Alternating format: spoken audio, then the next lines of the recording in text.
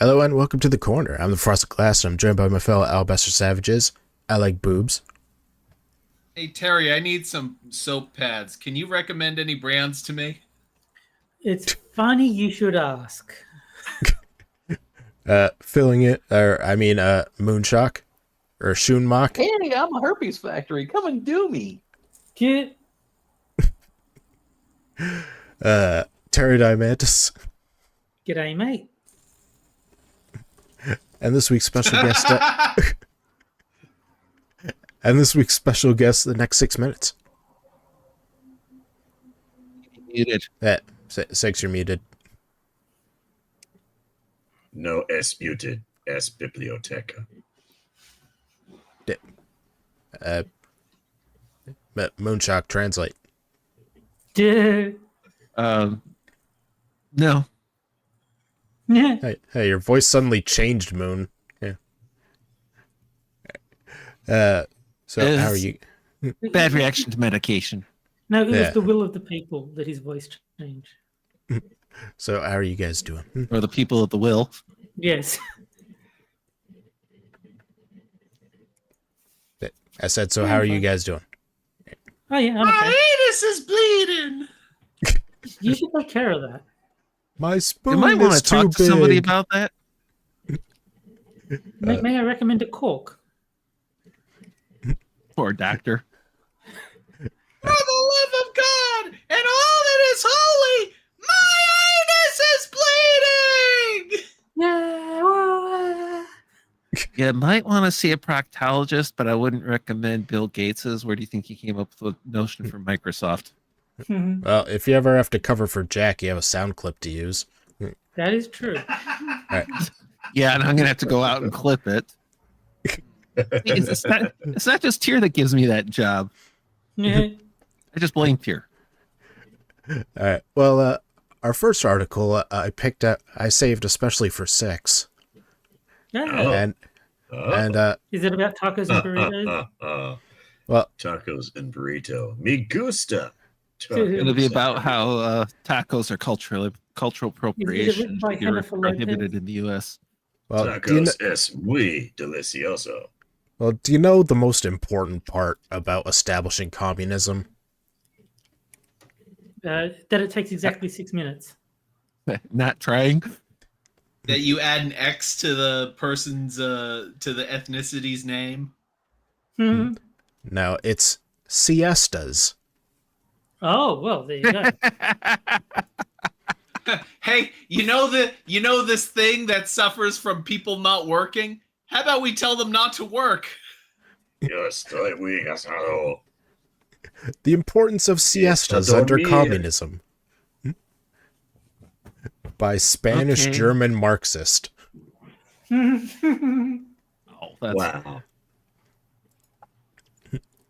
Go ahead. I'll You'll see if have I can trouble find a finding picture. picture of this person. Yo estoy. Yo estoy muy farpignugan. I mean, is this basically just a self-admission that the person just doesn't want to do anything, and that's the only reason they support communism? That's the only reason anyone supports communism. Well, yes, but this is kind of just an open admission of that. I don't want to do anything, therefore I'm a communist. I would love if his Person I would love if uses his a cat profile avatar. photo. I'm would officially offended. I would love if his profile photo was just Slowpoke Rodriguez. I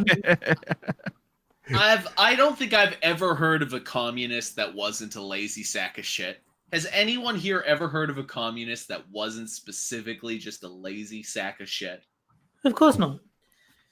Well, There there was Not once communism set in, no. there No, was the kind of person communism appeals to is going to be the one who thinks they're going to receive rather than give under the system. I mean, there for was- the love of God, fucking Karl Marx notoriously was a lazy sack of shit. Well, there was Shay. He was executing people left and right. You know, he never rested. Got a point. Siestas are a midday nap of at least 30 minutes right after lunch, but they can tell us something very important about working conditions. So let's begin. The usual break of a modern work varies around 30 to 90 minutes. In that time, the worker can rest and drink and eat something. He usually has no time for a siesta, or the infrastructure is missing to ensure a quality nap. Well, how could socialism improve on this? So the obvious ones would be to ensure longer breaks and to build up said infrastructure for the siestas. Time out. My employer has no tolerance for me drinking on lunch. Hmm. I'm not sure English is this guy's first language. Well, he's Spanish and German, so I guess that makes sense. So is he getting bombed on tequila or a beer on his midday break? Yes. He puts salsa on his Wiener Schnitzel. Thus, workers could enjoy their deserved siesta, and since the workday shouldn't take longer than 5 or 8 o'clock, depends on where you're working and at which time you enter, the workday would lose hours if the break is at least 2 to 3 hours long. Now, what about the workers who don't want to take a siesta? Well, since their break is now 3 hours long, they can go home and eat at home with the family, or go for a walk, or just relax and talk to friends. Longer breaks are known to be better for the workers, thus, even no siesta workers could benefit from said changes. I However- like breaks. I like to have breaks. They're fun to go on. Is this a speech from Kamala Harris or something? Yeah. No, it's not as repetitive. Instead of having Yeah, a break, they it's- should have a Kit Kat. It's still more linear than Kamala Harris. It's Although funny I- because nowadays, whenever I find myself in a stupid train of thought, all I can think is, this sounds like Kamala Harris. Yeah. Although to be fair, I think buses do come up later. But It's- to be fair to Kamala Harris, Ukraine is a country, and Russia is a bigger country that is next to Ukraine. and she was in fact sitting there in a blue suit. And And I'll even believe that she's actually a woman. She did ride a school bus because who doesn't love a big yellow school bus? Yeah. And she had a part-time job at McDonald's. This is the benefit of what can be unburdened by what has been, you know? I prefer a big yellow taxi, but it carried off my old name. And the siesta is very important because of the significance of the passage of time. Yes. There is a great significance to the passage of time. Some people don't have siestas, and that's a sad thing. You guys like my cackle? That's that's like a evil villain laugh. However, there's another method. To reduce the workday so that everyone can enjoy a siesta or not depends on the person. If you come home from work at around 13 to 14 o'clock, freaking Europeans, you can eat at home, have your siesta, and then enjoy the rest of the day with friends and family or educating yourself or whatever you like. That would benefit non-siesta workers as well, as they could spend more time doing stuff they want. Now, there are obviously exceptions, like cashiers sadly have to work afternoons. For them, we can do it like this. Shops close for 3 hours at midday when workers leave at around 12:30 their jobs, and then the second workforce comes. Yeah, of course.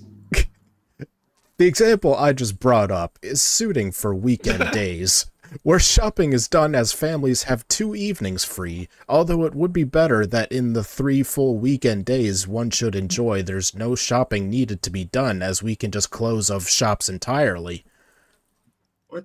Look, I this don't. person is Well, they're going to Spanish close the and shops German. anyway This because they don't person have is any food. Spanish and German, so clearly they speak the Sperman language, and that's why their English is so poor.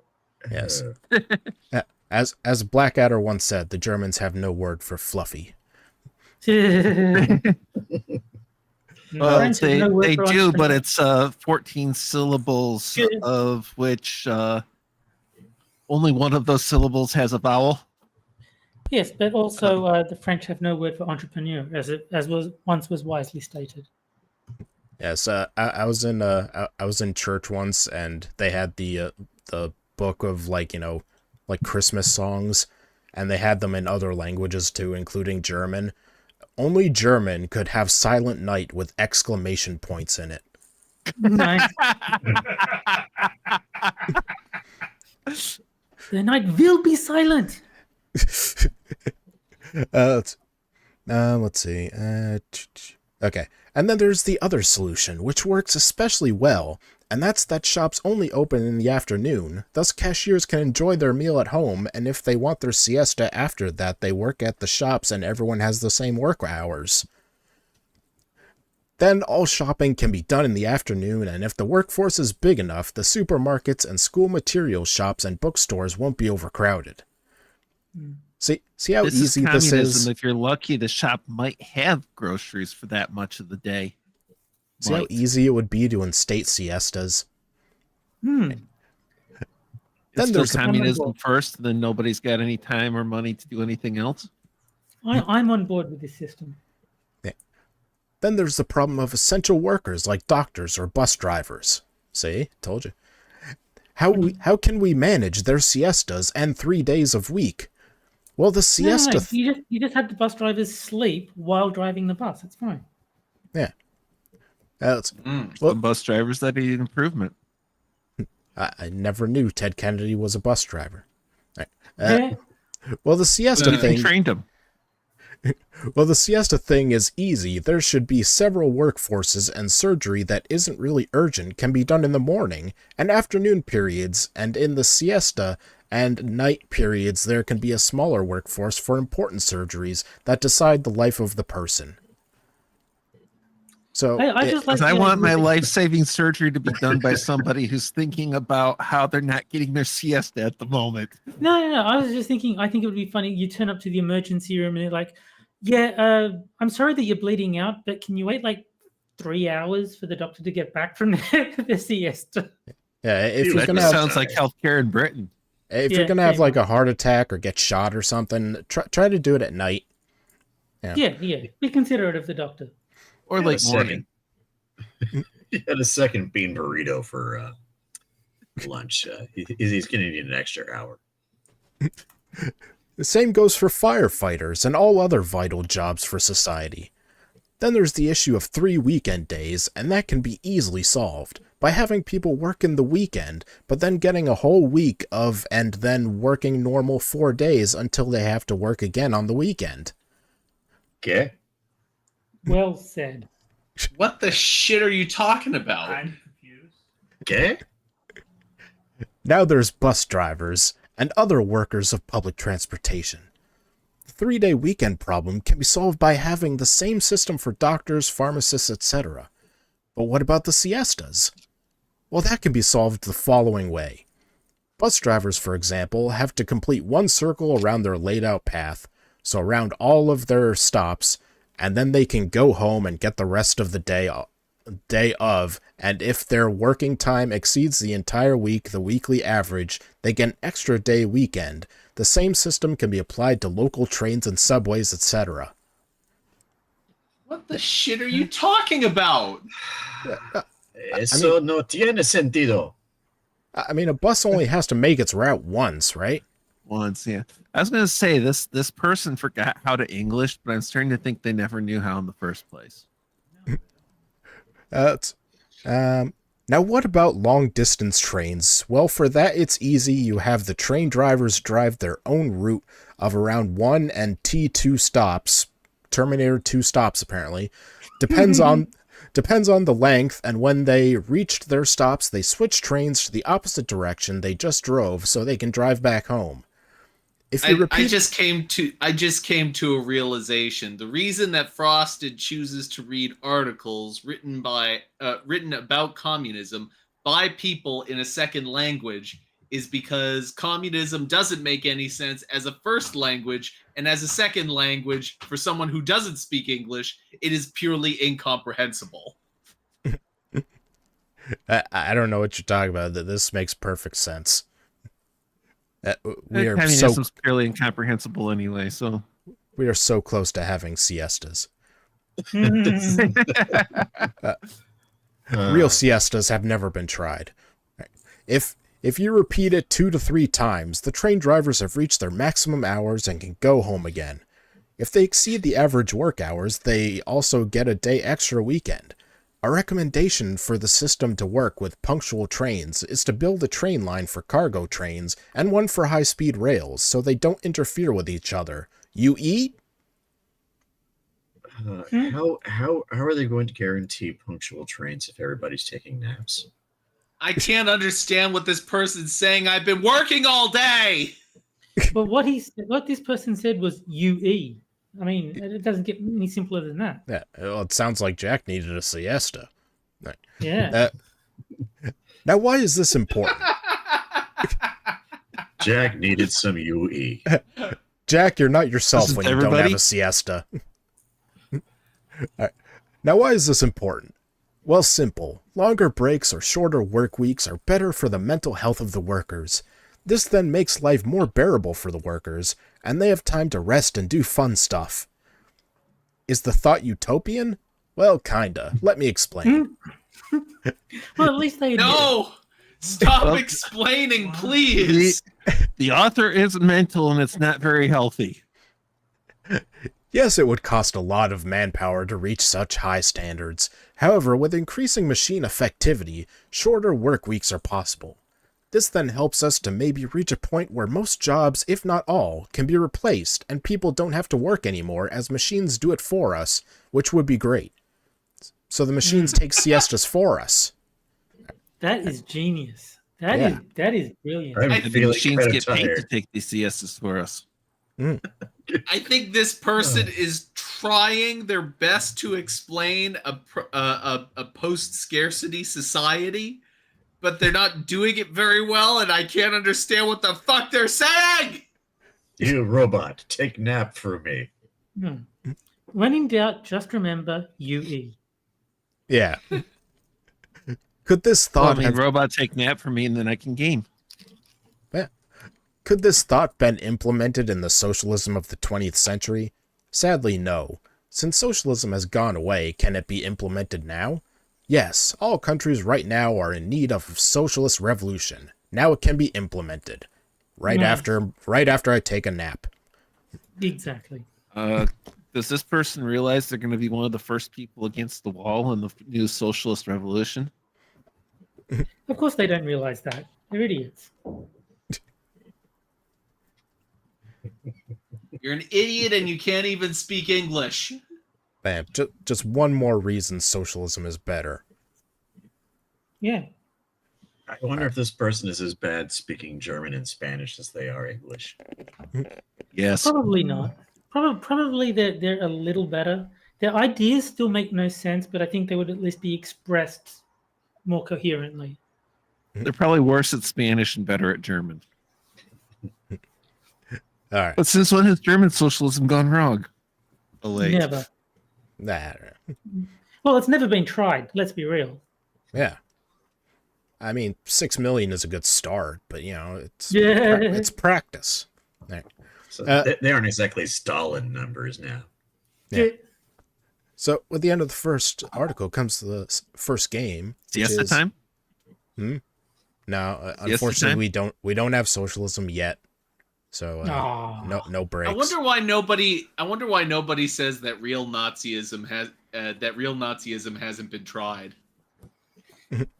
Oh, that 6 million Jews that was just an accident. Real Nazism hasn't been tried yet. Yeah. I mean, I've made that point before too. Yeah. It's just as valid. Everyone deserves a second chance. Yeah. Rookie numbers. And this is where I take 4 headlines from Medium, take out 2 words, and you guys fill in those words Mad Lib style, and the chat votes on which one is best. DP. So, Jack, I need a person possessive. Well, he was brought up earlier, so let's go Ted Kennedy's. Hmm.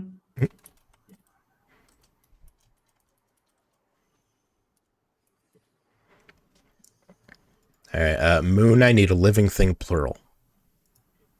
Well, gotta keep to the theme of the article, even though if it's only barely technically accurate, we'll say socialists.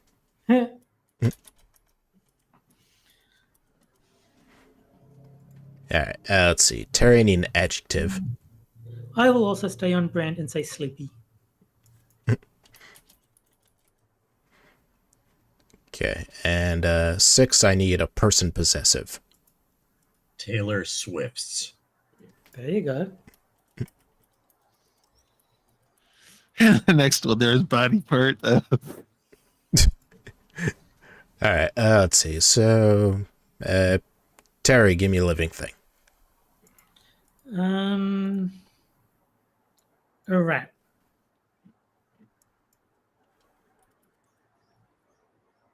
Alright. Let's see. 6, give me a proper place. Proper place. Latrine. Not like the name of a city or an establishment or... Or state or region. So heaven, hell, Detroit, which isn't too far from hell. Wakanda.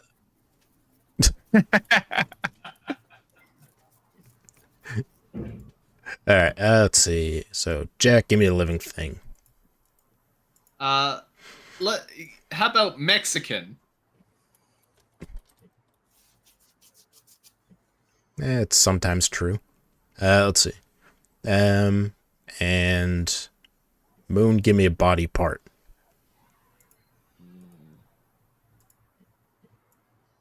Yeah, I'm gonna borrow from my friend Fatsu. We'll go with weenus. Okay, I'm not sure how that's spelled, so I'm gonna go with that. Alright. Let's see. So, Jax is... Ted Kennedy's boyfriend cheated, so I fucked his rat.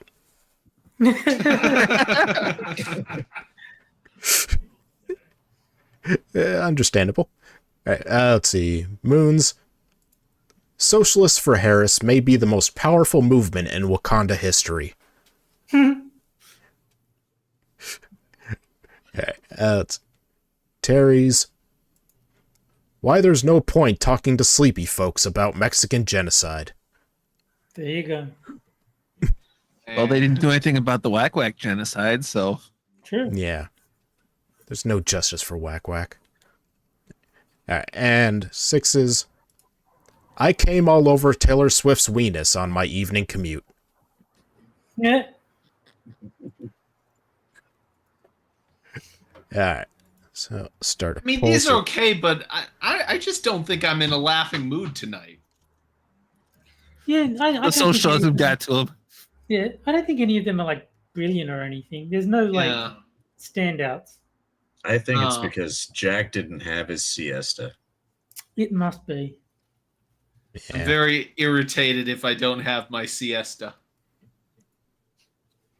Yeah, none of them are that great. Not really. What's a weenus? I was hoping that the sleepy would be connected to the Mexicans somehow. Yeah. I got what you were going for. I will go with the rat fucking. I hate to The, vote for the skin Jack, on the outside of the elbow. Yeah. I mean, hate to vote for Jack, but I can't think of I can't see a better option. yeah, I have to agree. And besides, rat fucker, while not explicitly said, is itself kind of funny, I guess. He could be talking about somebody who has been giving information to the police. Ever since that rat has walked funny. Well, he's a dirty rat. He drowned like a rat. And also we have more than double the viewers as we do likes. Sorry, Wow. obligatory dislike submitted. Yeah. Fine, I'll like the stream for some reason. on my screen, there's only one like, which is mine. Because it doesn't update until I refresh the page. So it looks like That's- there's only one person liking it. It's the exchange rate between American and Australian likes. It must be, yeah. Yeah, and I think I can end it there. Looks like Jack won with 44%.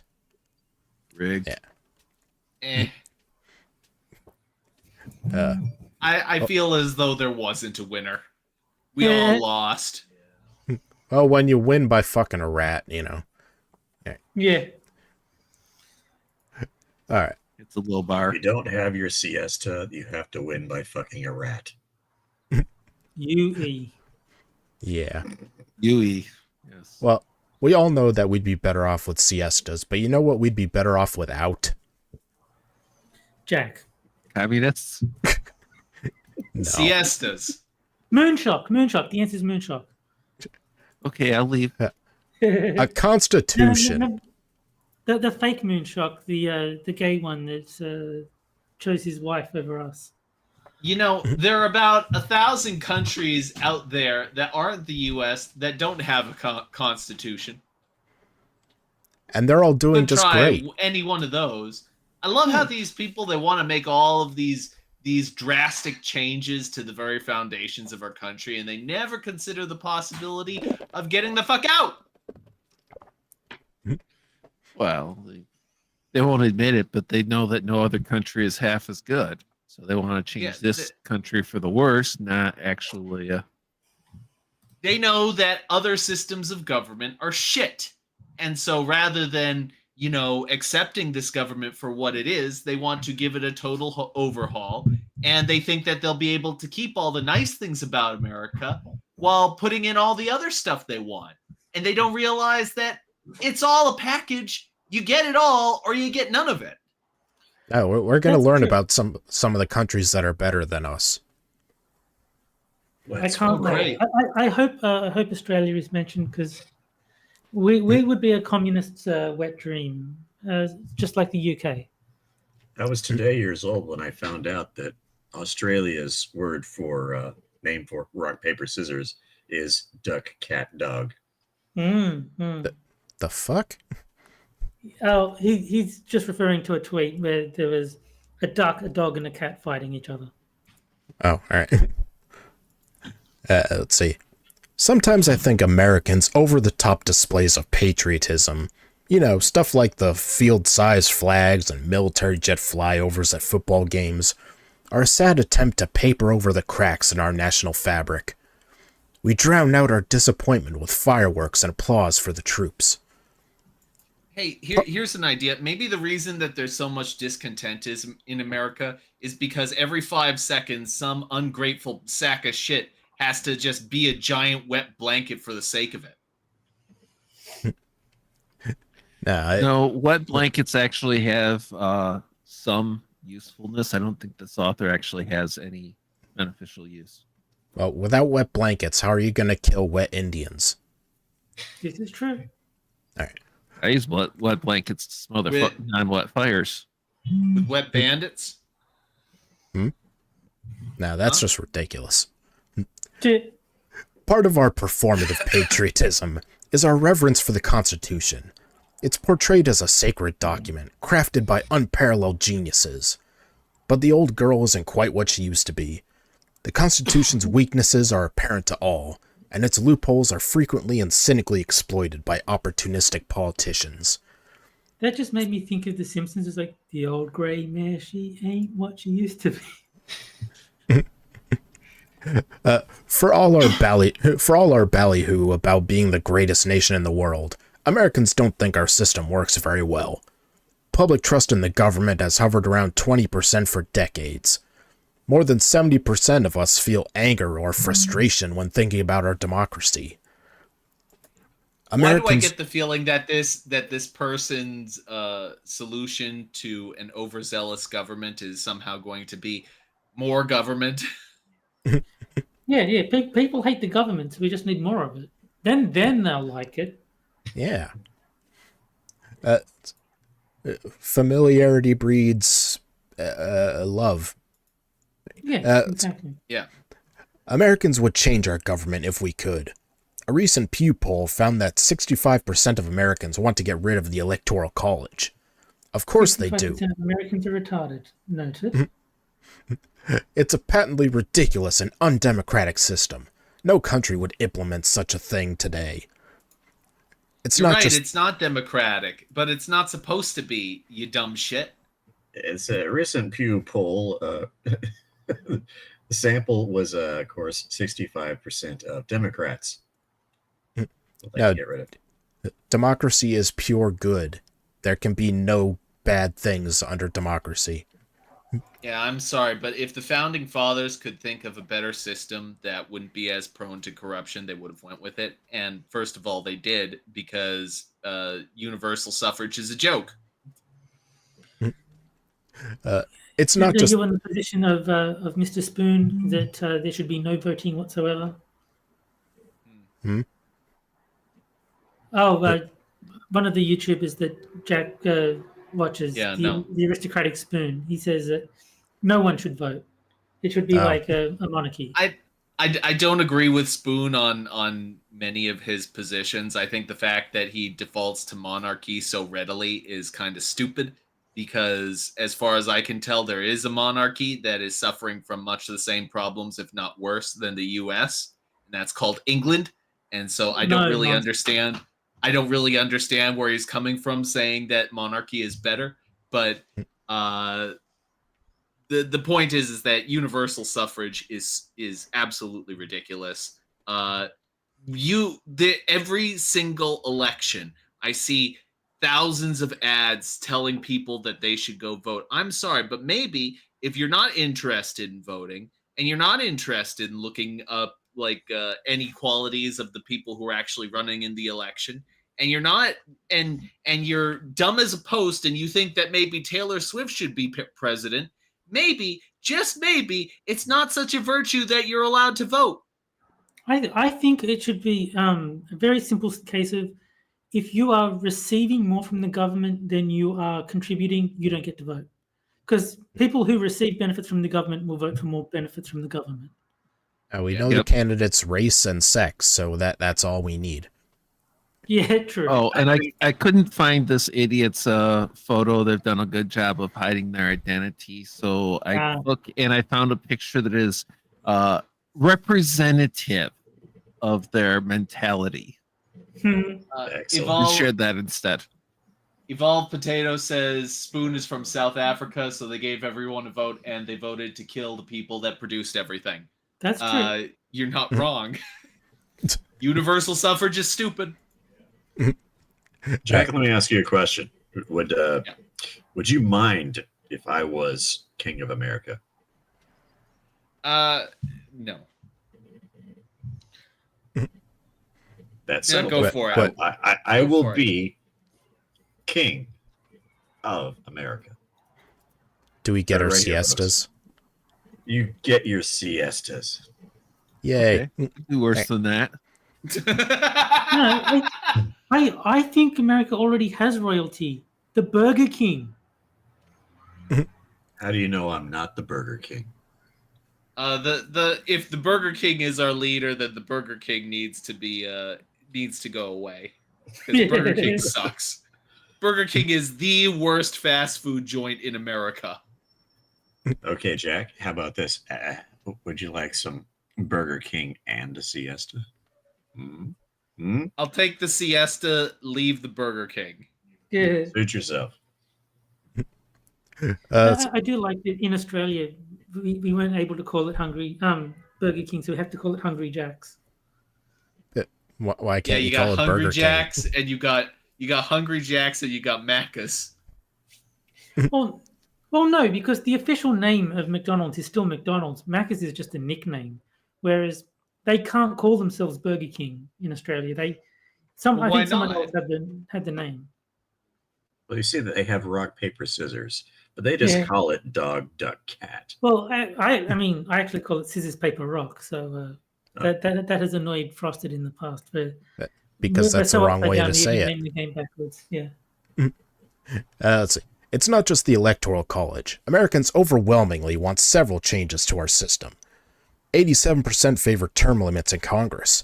79% want age limits for federal office. Sorry, Joe and Donald. 74% want mandatory retirement for elderly Supreme Court justices. Furthermore, we're trapped by this outdated document in all sorts of ways. Take the Second Amendment. Instead of simply crafting common-sense gun legislation that makes sense in the context of modern technology and society, our legal system ties itself in knots trying to interpret 27 confusingly written words that were drafted when the very state-of-the-art in guns was the flintlock pistol. It's funny. One Incorrect. side of the political aisle cannot make heads or tails of these words. The other side of the political aisle doesn't seem to think that's the case. It's I the wonder riddle. why. I wonder, are Democrats just totally retarded and don't understand English? It's the riddle Okay, of the Sphinx, moron. Jack. It's the riddle of the If Sphinx. that It's 20 a if- complete enigma. If that 27 words is confusing you, you utter moron, I got 4 for you. Come and take them. I was going to say go fuck yourself, and I was trying to think what the fourth word was going to be. No, Apparently they I'll haven't borrow. heard. I'll borrow from Texas and from the Spartans. Come and take them. Mhm. I can do it in 2. Molanabe. I got a few words for you. Hey everyone, let's pitch in and get cracking. Here in Louisiana, Yes. doing right. It's, Well, I if only any, have 2 words for them.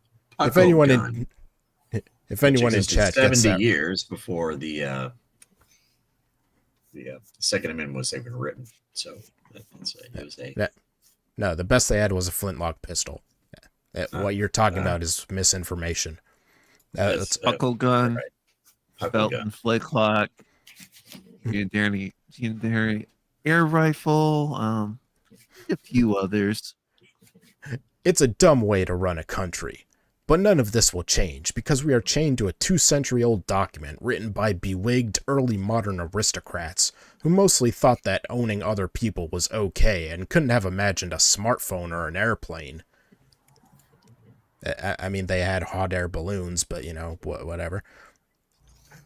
You probably know how the British government works. It's a democracy. People elect members of parliament, the body that makes laws. The parliament elects a prime minister who serves as the country's political leader. There's a House of Lords, which used to be important, but now holds a mostly ceremonial role, and a monarchy about which the same can be said. The British form of government isn't perfect, nobody's is, but I've always been amazed at how it has evolved. You see, the British government wasn't conceived by a bunch of rich guys who camped out in a sweaty room until they emerged with a founding document. In fact, there's no document at all. The British government doesn't have a constitution. Yeah, and what has that caused in their country right now? Gee, I wonder. British Go to has Lloyd's. no It's- freedom of it's- speech. They have no rights of self-defense. It's you can almost- tell- Forget all that. How about just what's going on right now in their country?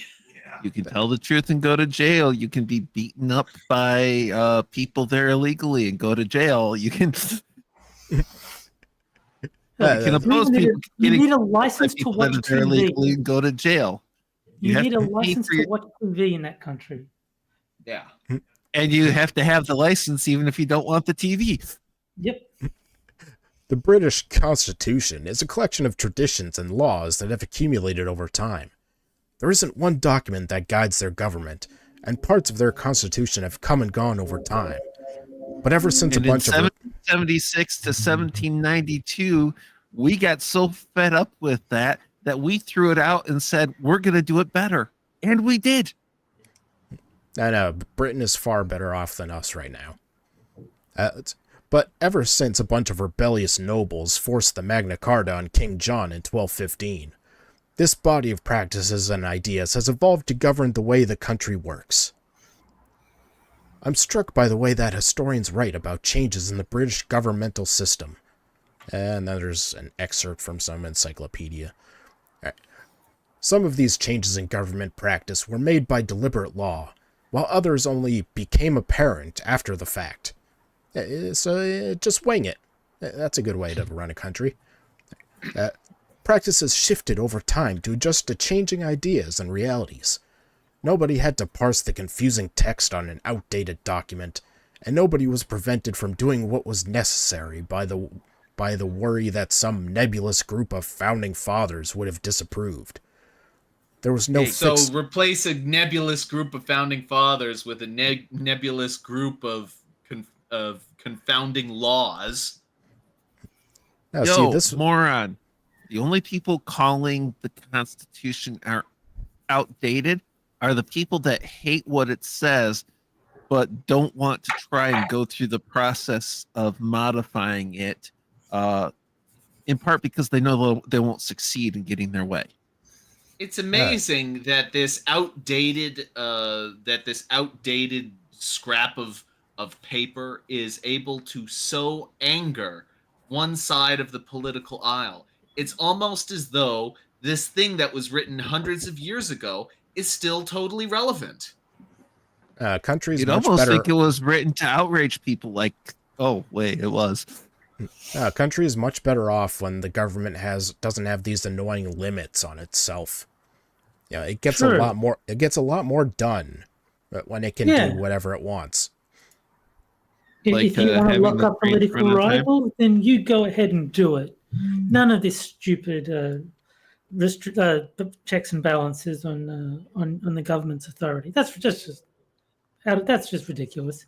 They should carte blanche to just rule the peasants like kings. I would say. Oh, sorry.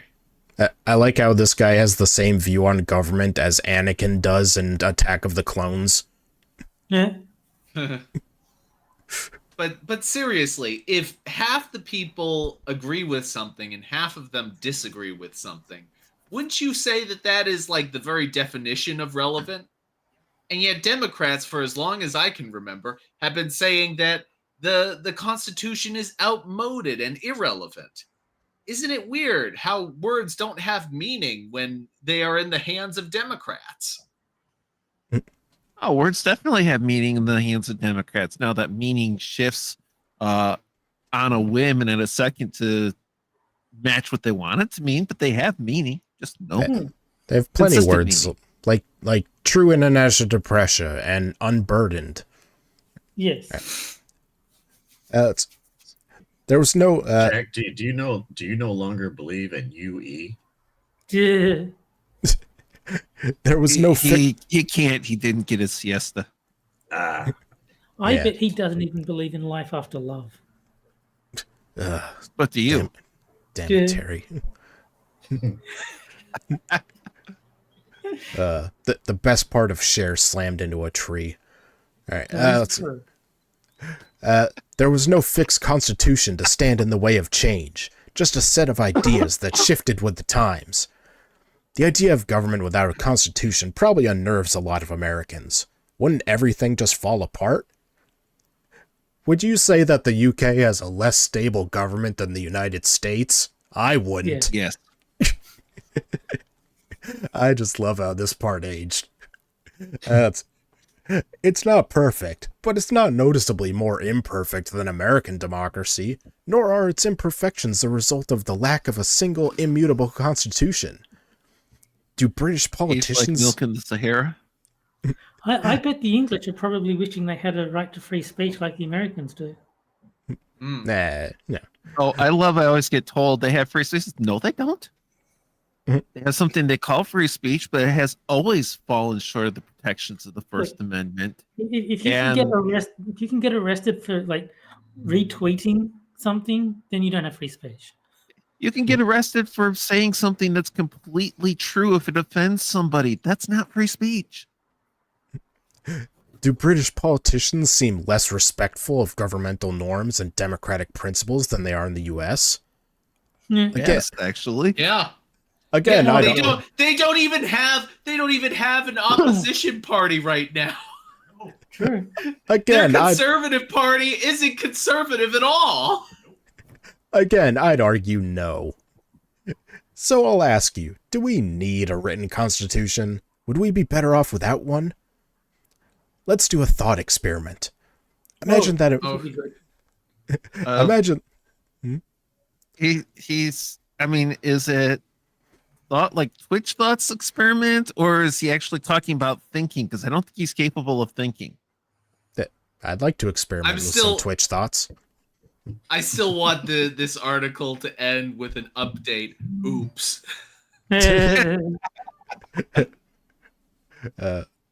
Like that one about the Biden debate. Yep. Yeah. Let's do a thought experiment. Imagine that Americans agree that the Constitution is holding us back and resolve to make big changes. We wouldn't want to get rid of the document's core values, like the idea that we all have inalienable rights, or the idea that voters should be able to elect their representatives. We wouldn't even want to get rid of the basic structure of the government. Let's keep the 3 branches of government with most of their traditional duties and powers. But we would like to do away with the janky bits of the Constitution that are clearly incompatible with modern life and values. You know, the stuff Bits is in the parts he disagrees with. Well, I mean, there's that whole 19th Amendment that a lot of people are saying should probably be repealed. I mean, yeah, we don't have a constitution, so where does it say that they get to vote? Yeah. Let's see. You know, the stuff the founders couldn't have anticipated, like the fact that Supreme Court justices would routinely live well into their 80s, or that we develop... I don't think there was a Supreme Court when the country was founded. No, wait. Wasn't the abolition of slavery written into the Constitution as an amendment? Yeah. Yes. Yeah. So getting rid of the Constitution would make slavery legal again. Yes. Yes. All right. I mean, you could talk me into this, is all I'm saying. Well, see, I can take my siesta while my slaves are out on the field, and See, you've got the right idea. yeah. See, and all I'd have to do is scream a UE, and they'd know what I'm saying. See, Jack, I love the fact that under this thought experiment, the whole country would basically be run under the idea of, it doesn't say a dog can't play basketball.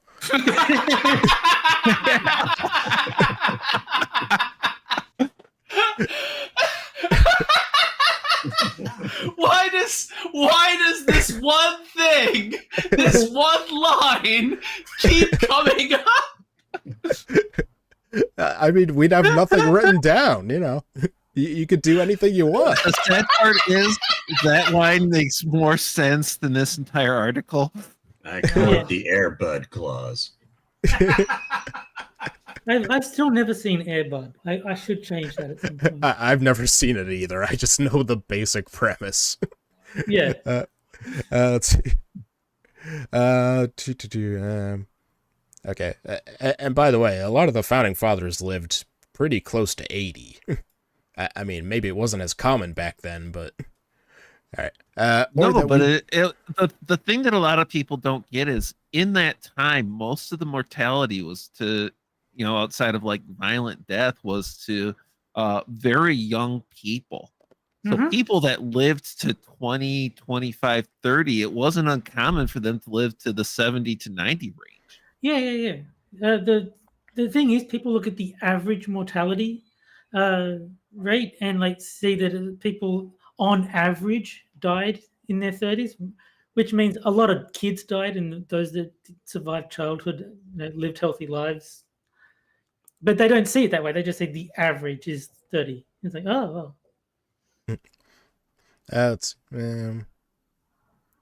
Or that we develop personal firearms with the killing power of an entire company of 18th century soldiers. Come on. The founding fathers knew about firearms with modern capabilities, and they were fanboys. The only reason why the Continental Army didn't get them is because of the prohibitive cost, and they were all for any private citizens having them that wanted to and could afford them. We lost Jack. Oh. Boobs down, boobs down. He got going so to take a upset siesta. at this article that he just bailed on us. Yeah. Let's see. It seems to me there are 2 options. The most radical would be what Georgetown law professor Louis Michael Seidman calls constitutional disobedience. That's right. He simply wants us to stop following the Constitution. All right. Okay. And I want you to go to federal prison for life. Unless somebody dies as a result of your actions, then the death penalty's on the table. If they're just going to not follow the Constitution, slavery is back on the table. So Tia, get the fuck out of the country while you still can. Slavery's Here's back on the menu. About having his own slaves. Slavery's back on the menu, boys. I will own Tier as I take a siesta and scream UE. Exactly. No, Living the dream. No, hey, you. Cheers talking about having his own slaves. Don't forget the first legal slaveholder in the U.S. was a black man. So, I mean, it's possible. We heard you like slavery, so we put some slaves under your slaves so you can slave while you slave. I can see that as a rule. Is if you're the first black person to own other black people, then you yourself don't get owned. Let's see. Seidman argues that even the framers of the Constitution ignored the document at times, as when Thomas Jefferson and John Adams restricted freedom of speech in clear violation of the First Amendment. We continue to ignore it today in many ways.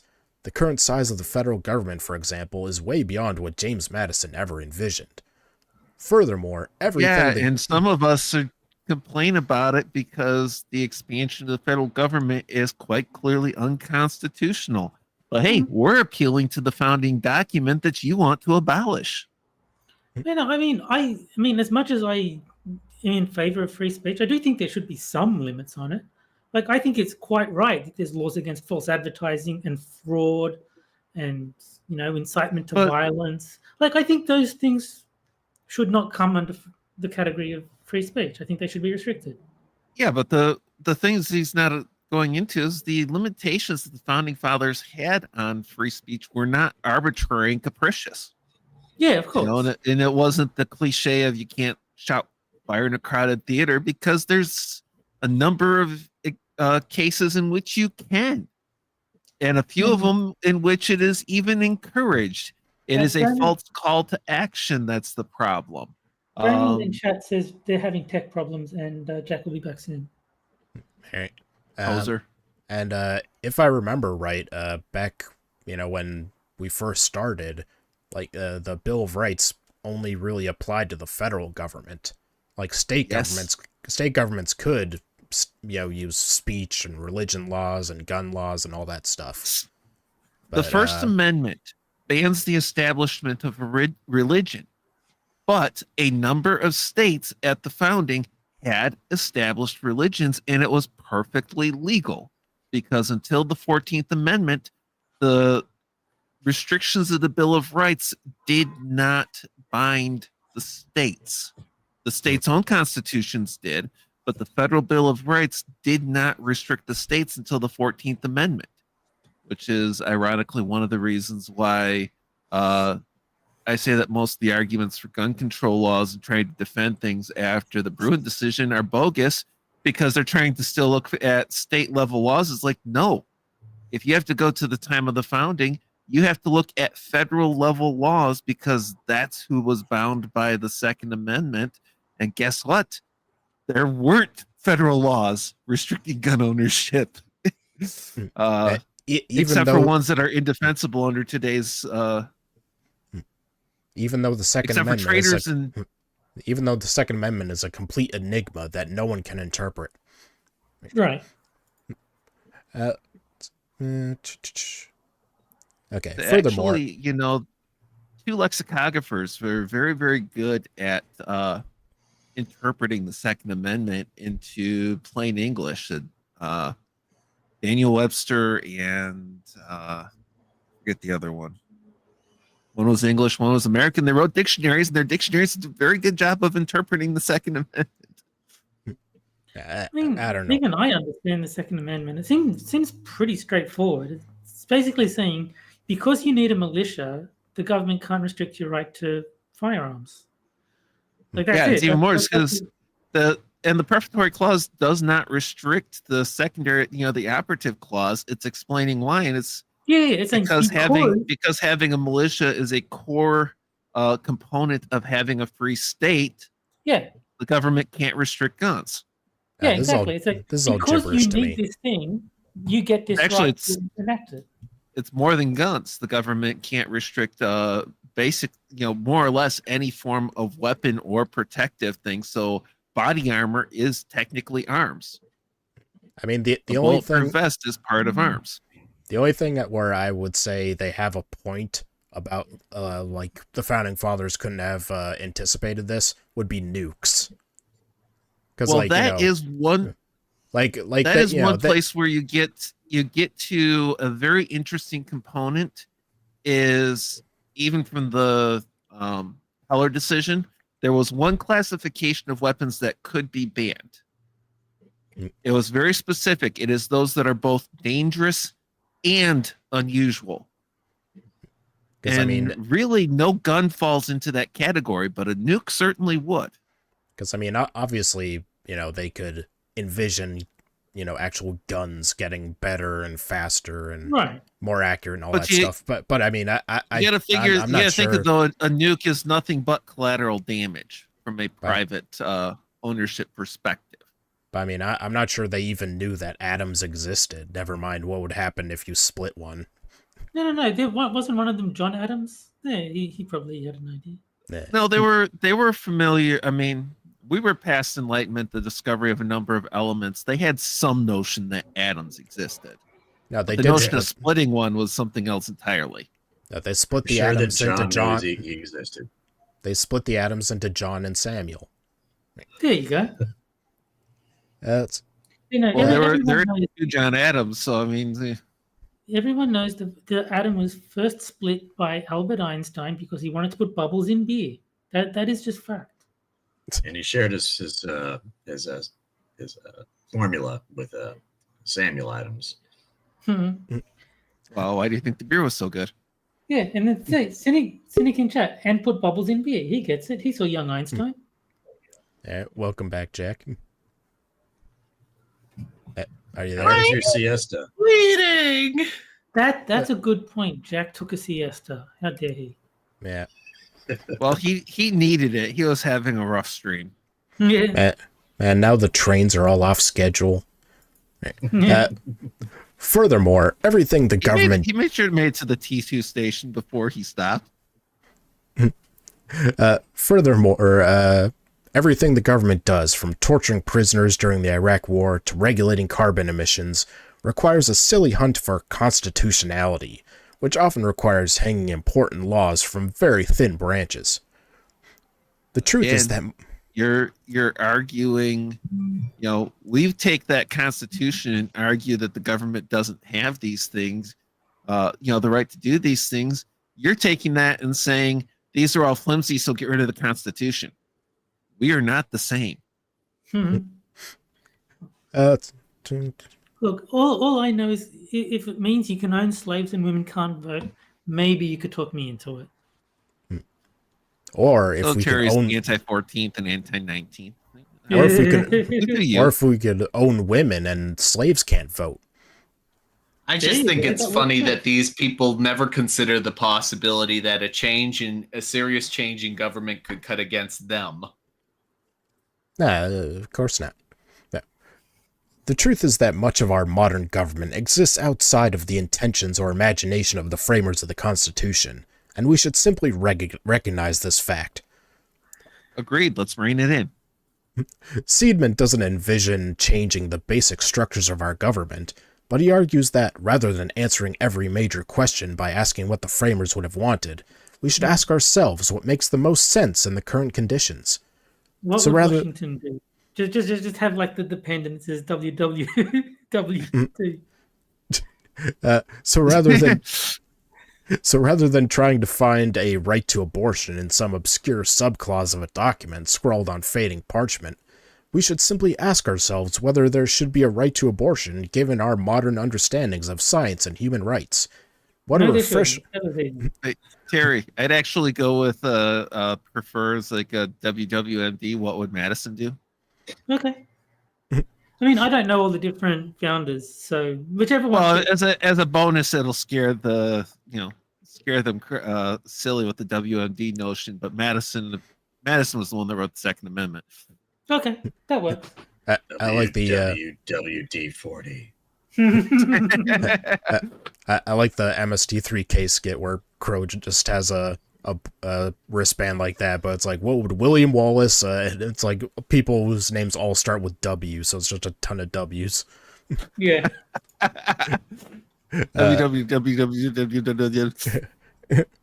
Let's see. Okay. Won't constitutional disobedience bring about the end of democracy? Seidman says no. And if Seidman says it, it must be true. We can only hope, yeah. The Constitution Founding fathers hated and feared democracy. So get rid of it. I thought I was on fire, but Seedman said I wasn't. Yeah.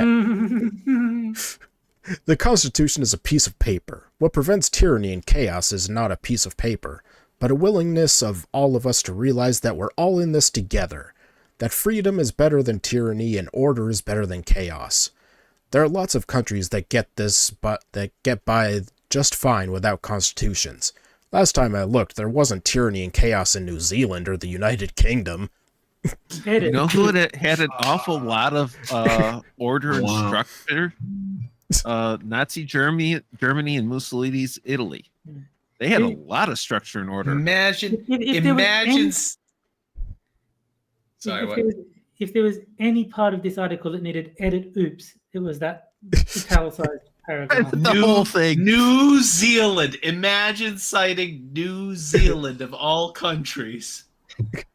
Oh, come on, Jack. 15 million sheep can't all be wrong. I love his argument is basically like, yeah, a huge mass of people can completely be trusted to make logical decisions and everything, and yeah, it won't lead to chaos. And See, his entire notion, his entire article could be debunked by just one logical consideration. Even if 165 million people believe in a dumb idea, it's still a dumb idea. And also, what prevents tyranny? It's Second Amendment. All right. If constitutional disobedience... No. It's everybody's recognition that tyranny is wrong. The paper doesn't do anything. Didn't you just read that? Yeah. Yeah, we just need a rousing Democracy. speech. We need a rousing speech about how everyone should be good and friendly and do what's logical, and everything will be fine. Yeah. I'm pretty sure that worked in an after-school special. How do you prevent tyranny? So you make him wear pants. Democracy is 10 men and a woman voting on who to rape. I'd vote for the... No, see, democracy is 10 men and a woman voting on if rape is wrong. See, and people say I would never vote for a woman. Let's see. If constitutional disobedience makes you too nervous, could you at least agree that it should be easier to amend the Constitution? No. Oh, all right. End of article, I guess. As Jill Lepore notes, more and more Americans favor changing the Constitution despite our national reverence for it. The American Constitution. In which case, if you have that many, sorry, I've got to rant here a moment. Channel my inner monkey. If that many people actually support changing it, then they shouldn't have any problem amending it. It is designed to protect individual and states' rights against a simple tyrannical majority.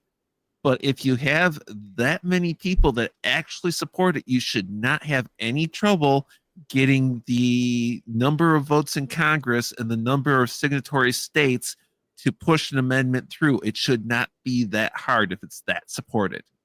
And the fact that they have so much trouble getting an amendment through to do these things means it's not that supported. It's not that popular. I think you guys You're should listening make to an amendment liars. that just says no fat chicks. Yeah, that we can all agree on. And I think it's... Jerry, don't you know that fat bottom girls make the rock and roll world go round? Terry, have you seen the makeup of the U.S. Congress these days? I'm pretty sure there's enough fat chicks in the U.S. Congress to stymie the vote.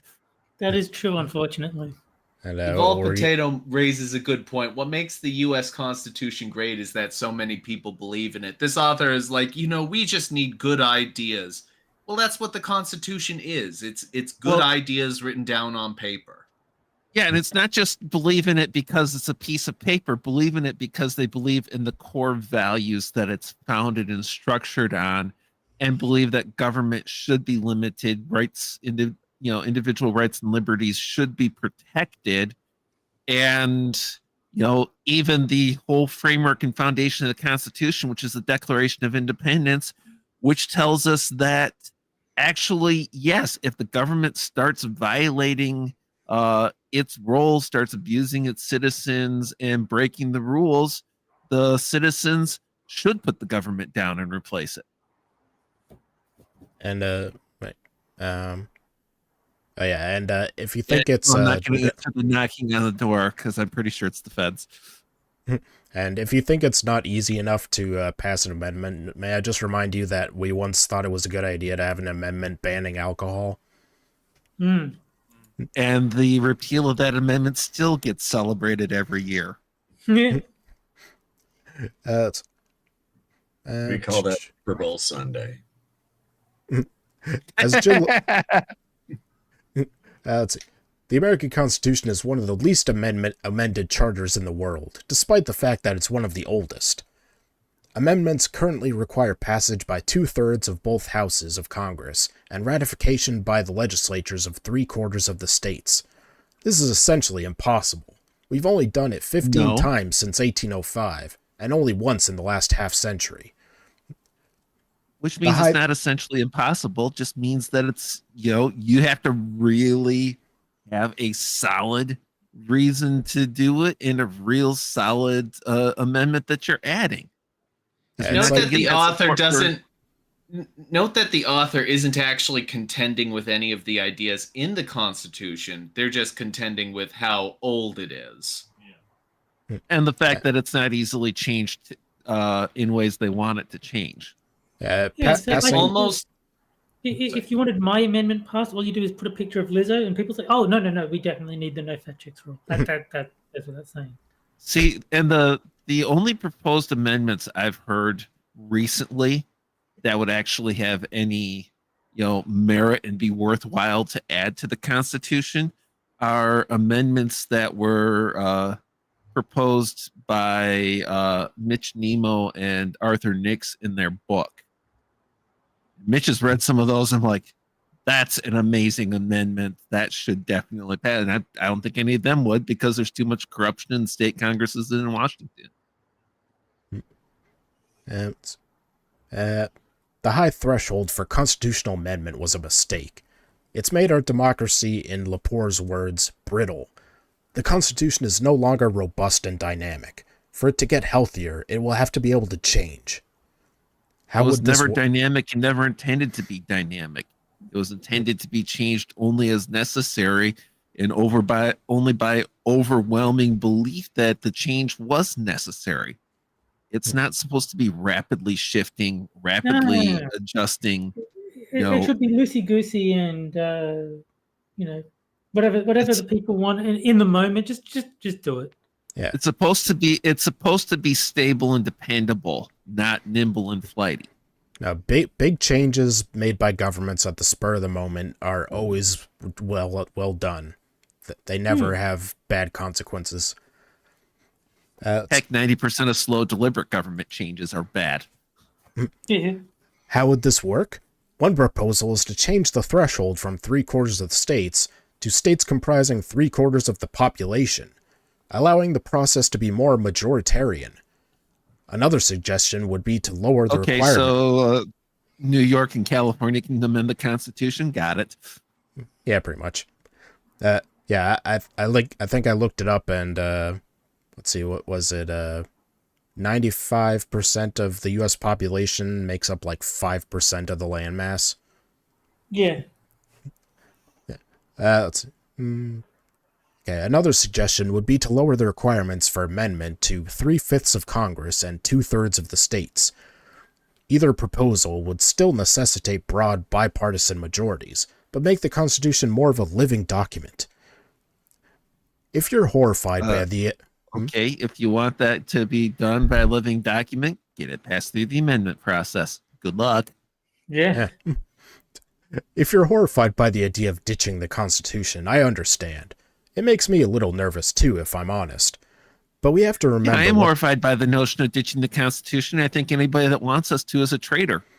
And you know how we handle treason? Let's see. But we have to remember what the Constitution is for. It was meant to be a useful document, a blueprint for an effective and fair government.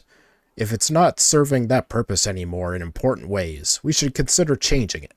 If our Constitution can't adjust to modern realities, what good is it?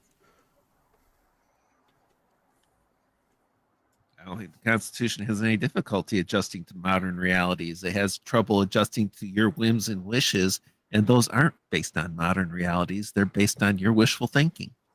George Dollard needs a siesta.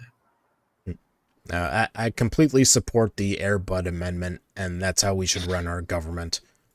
Yeah. All right. Now, I gotta say, I do agree with one notion, though.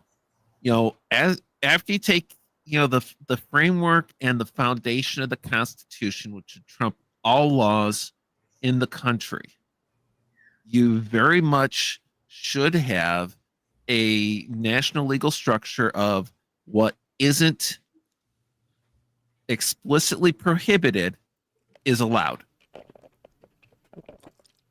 You shouldn't have to have it where it's like, if we don't say you can do it, you can't. No, if the law doesn't say that this is illegal, then it's permitted. And to say it's illegal, and we shouldn't have nearly as many malum pro victim crimes. Keep the ones that's like, this is illegal because it's wrong to do, like murder, rape. But the ones that's like, this is wrong because we say it's bad and illegal, that needs to be trimmed a lot. Should have one amendment, and that amendment should say UE. I think what you really need, the Bill and Ted Amendment that just surpasses all the other amendments and just says, be cool to one another. Yes. And party on, dude. Be excellent. Yes. And with the end of the second article comes the second game, which is for the chat only, boobs. And that is the Caption Contest. Yeah. Me? Where I show a photo of a political figure or event, and the chat has to come up with a caption for it, and whichever one we like best, I'll tweet out after the show. So, this week we got good old running mate Walls and his gun and his dog. Because he totally doesn't want to take your guns. So I've got to ask. I've seen on Twitter people making jokes about him fucking horses. Is there a reason for this? I think it's just retaliation for the J.D. Vance fucking a couch lie. Oh, okay. Well, the rumor is he drank horse sperm, but I don't know if it's actually, okay. if it's actually. I mean, certainly plausible considering him, but it's I don't know if it's actually corroborated in any way or just a slapback. I mean, I get if he wants to get. Yeah, I was gonna say. I get if he wants to get the vouch vote, but I'm not sure it's that important.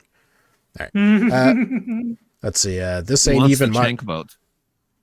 This ain't even my gun. Stole the dog too. Now let's find me some stallions. This is rifle, and if you add a bump stock to it, can be a machine gun. Yeah. Be wary. Learn to type. Then we'll consider your captions. Be very quiet. I'm hunting that wascally wabbit. This horse cum ain't going to harvest itself. Where is Kamala? Go get her, boy. I'm gonna shot and load and get a load shot in me. No. So far, I'm leaning towards Camel just because he seems to be the only one who's actually spelt his correctly. And he's like correct grammar. Although he did say wary instead of very. Yeah. That pulls me out completely. Sorry, Camel.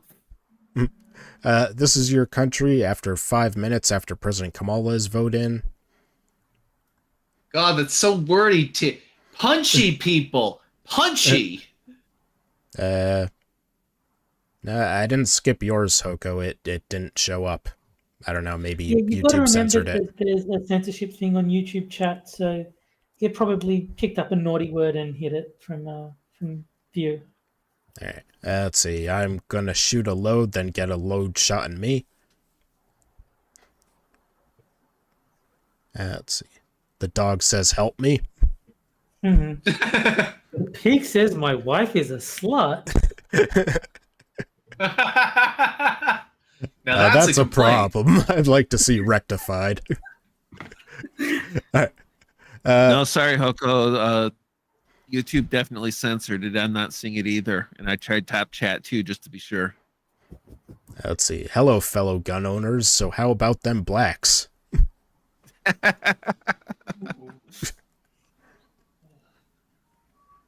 Let's give it a few more seconds. There's a darky over there. Get him, boy. Mhm. All right. I think I'll cut it off there. So what are you guys going with? I'm gonna go with the dog says help me. All right. Moon. I'm going with Rotten just because they had the whole "Hello, fellow kids" vibe off of it. It's kind of I feel good about that one. All right. Terry. Oh, I'll stick with 8 Camel. All right. 6. I'm gonna have to go with the dog one because that dog looks like it's under duress. No, the dog had an unfortunate experience about 3 minutes before the picture was taken. Yeah. As much as it kills me, I'd have to go with Tears. If there's a darky over there, get him. But I've been outvoted. That's 2 votes for Doggo, so. All right. Let's see. So whose was that? Okay, Pissed Off Shih Tzu. All right. Pissed Off Shih Tzu wins this week. So let me copy that down.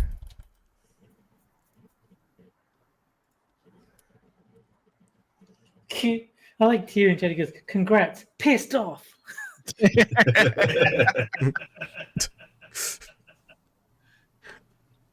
All right. Okay, so for our next article, you know, we like to have fun over here, but we also like to give out information, you know, to help people keep safe. And one of the things that's really been plaguing America lately, one of the most dangerous things, The Jews. is psychic attacks. That was close. Oh God. 13 boy. chilling signs of a psychic attack you must recognize to protect yourself. Here we go, folks. It's time for the schizo.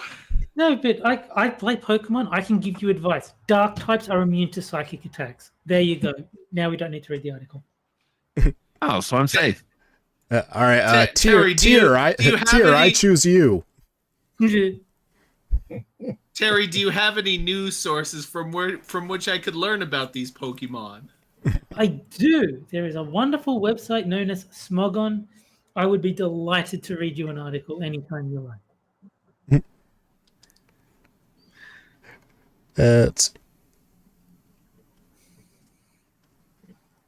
okay. The telltale signs of a psychic are essential for one to notice when an unseen force is at play.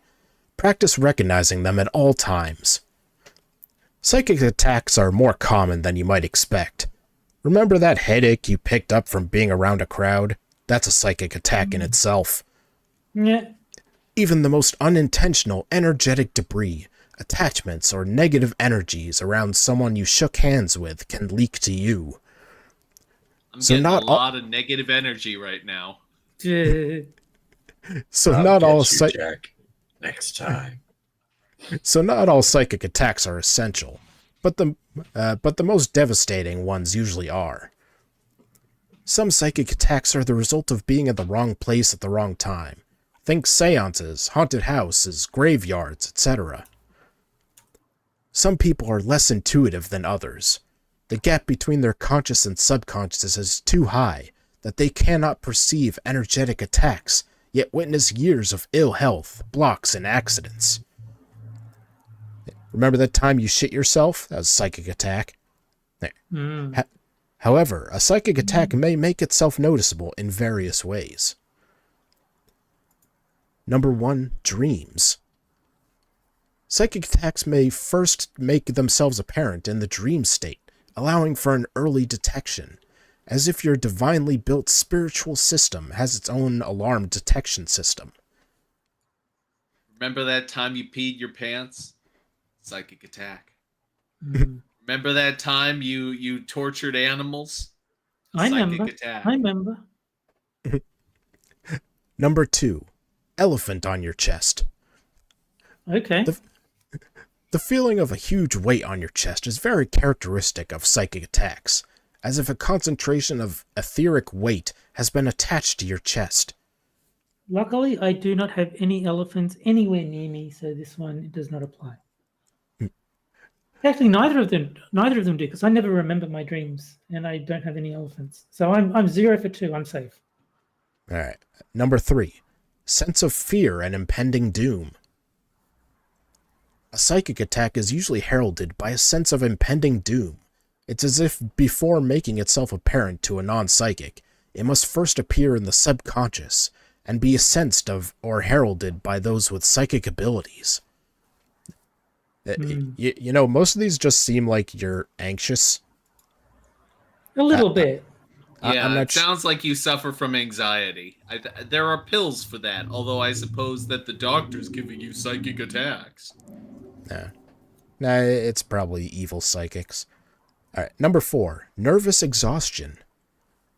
Feeling a loss of energy, exhaustion, or tiredness, that could indicate the attack is progressing, and in many cases no medical tests show any reason for the intense fatigue. 5, spiritual bruises. In many cases, those who have astral skirmishes with negative entities may awaken to find bruises on their physical body, as if the physical body responds to anything that the subtle body has been exposed to. Some have seen the print of a goat's hoof. I myself have seen entities shaped as goats in the astral too. Well-defined bruises, ace of clubs, or other strange markings.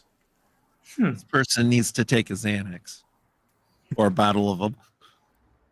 This person needs to take lithium. How exactly do you know it's a goat's hoof? It just sounds like it's a roundish shape. Yeah.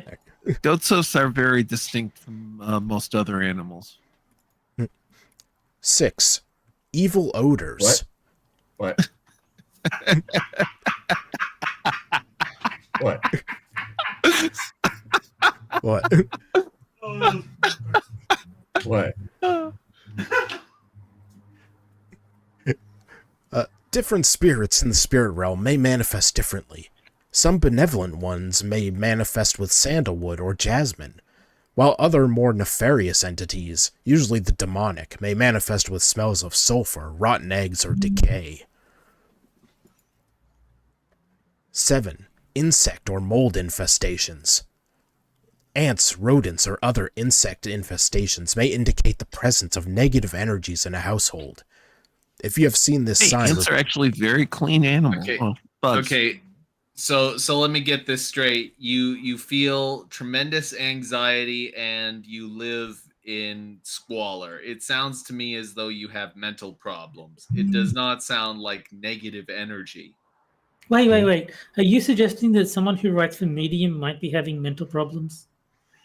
Actually, so far, boobs, we gotta get. I gotta get to the point. I'm going through this list so far and everything, and I've realized that both this article and my ex-wife are very involved in committing psychic attacks. Yeah. let's She had Okay. ants. If you have seen this No, sign... that's one she didn't have. If you have seen this sign... Just the mold. No ants. If you have seen this sign repeatedly, then it can be a sign of psychic attacks. 8, strange sounds and knocking on the door. It could just be someone's at your house. At times, They call that entities... the pizza guy. Neighbor, police, pizza delivery, grocery delivery, UPS. At Hey, times- lady. At times, entities may literally announce their presence by knocking on the door at strange times of the night, or as random sounds in the house. Do not be alarmed, and definitely do no open the door. Those who have may invite very nasty etheric creatures into their homes. Needless to say, No, I haven't had any etheric creatures knocking on my door, though I have had door knockers turned into etheric. Oh, never mind. I don't think statute of limitations is not on that one yet. Yeah. I like how these psychic demons can't get through a wooden door. All right. Needless to say, in serious cases such as poltergeists, there may be a multitude of sounds or even fires with no apparent causes. 9. Random accidents and financial trouble. You're just describing like a sad, troubled person's life. Boogie 2988 is under massive psychic attack, Yeah. making him buy crates more of Funko Pops and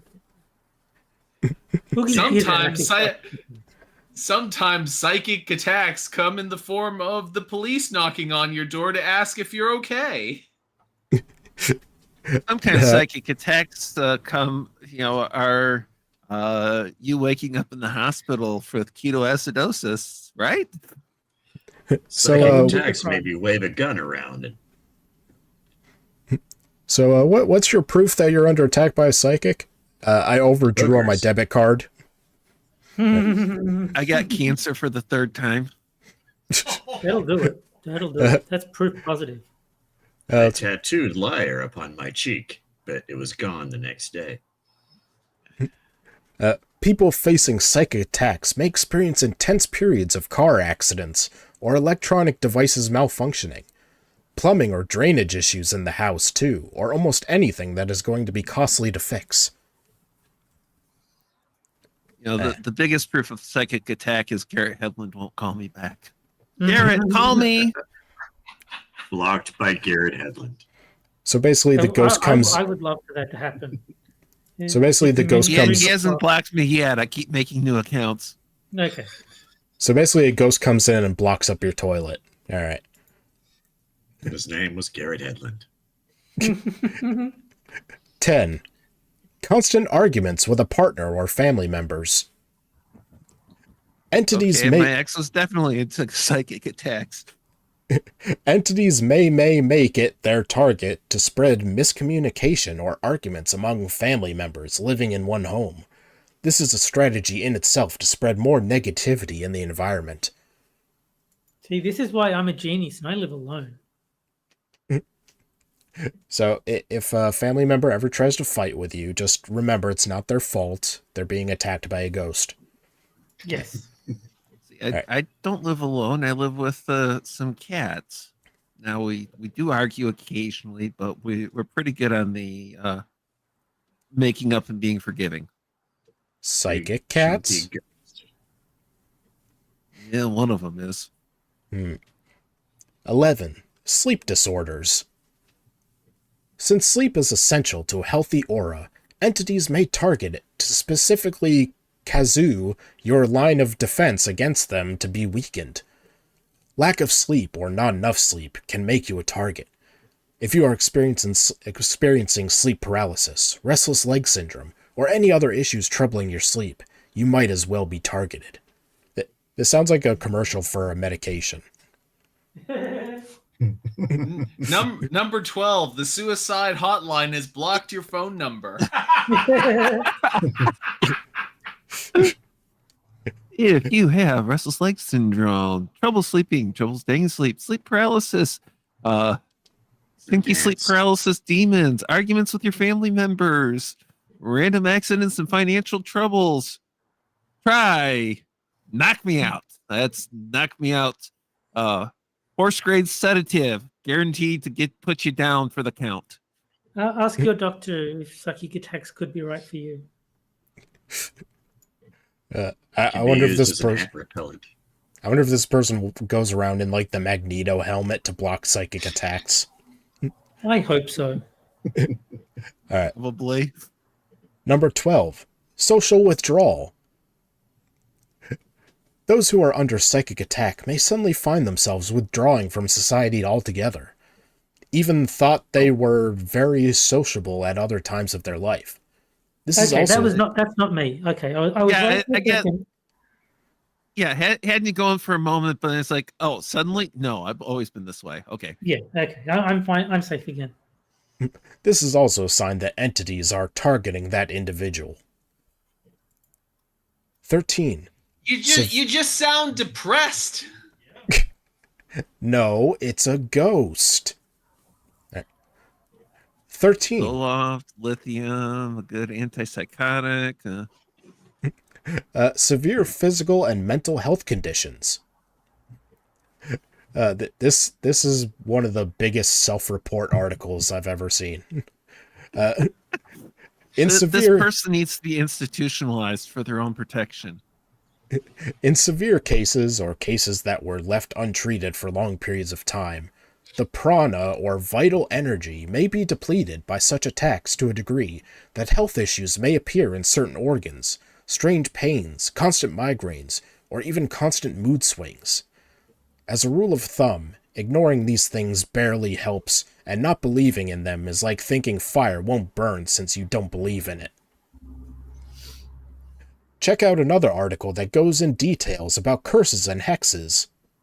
Oh yes, please. Oh God, no. I believe in fire. I eat fire. I have performed with fire. And you know what? I haven't gotten burned.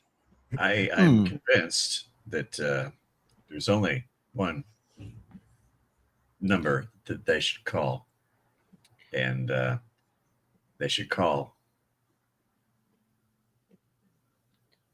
I would like to formally request that we read the two linked articles at some point. You know, I don't know. Maybe if you're very good, Terry, who knows? You know he's gonna base that on how outrageous those articles are. Let's see. Of course, if they're as bad as this one, they're probably a shoo-in. Check my other article first. We'll go along with it, Terry, if you can guess who Ray Parker Jr. was going to call. Check my other article for strategies you could use. If you or your loved ones are suffering from psychic attacks, contact me on Facebook for a free spiritual diagnosis and cleansing session that might just shine light on how much unseen influence there is on your life. Yeah. And she provides her email, a newsletter, Facebook profile.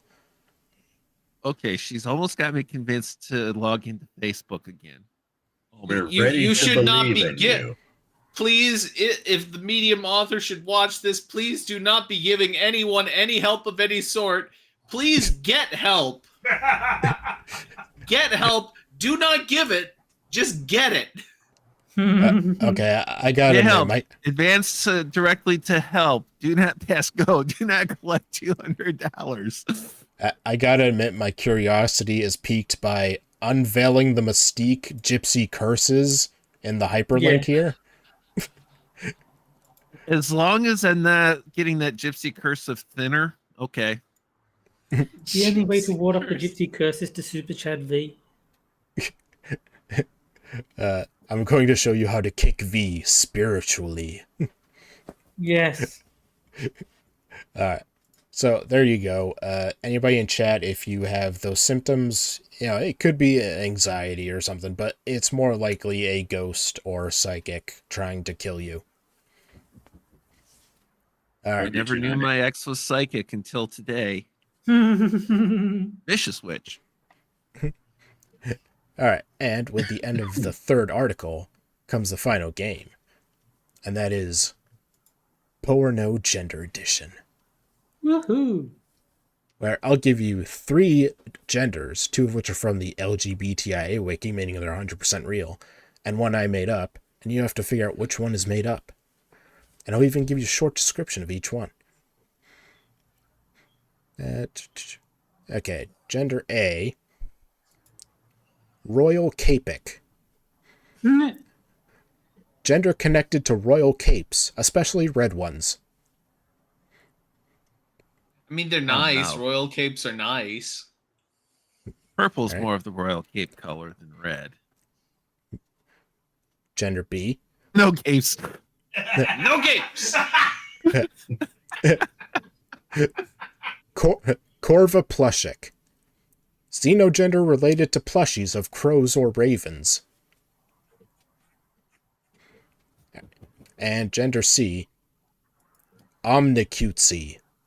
Oh God. Gender related to being innocent and cute, but all-knowing. Of course. Alright, so give me a sec to start a poll, and don't forget one of the options that they're all real. Why you gotta bring plushies into this, man? Hmm. I know how you creeps operate with plushies. You stay away from them plushies. Alright, so, Jack, what are you going with?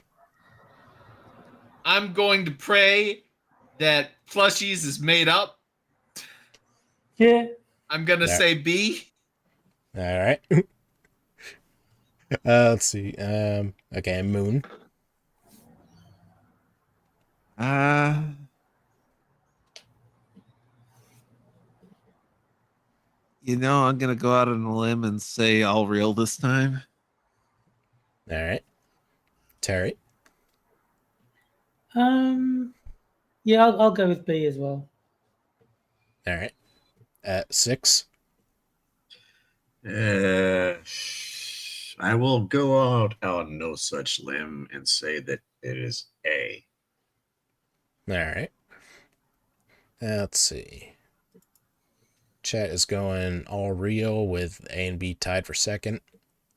Lame.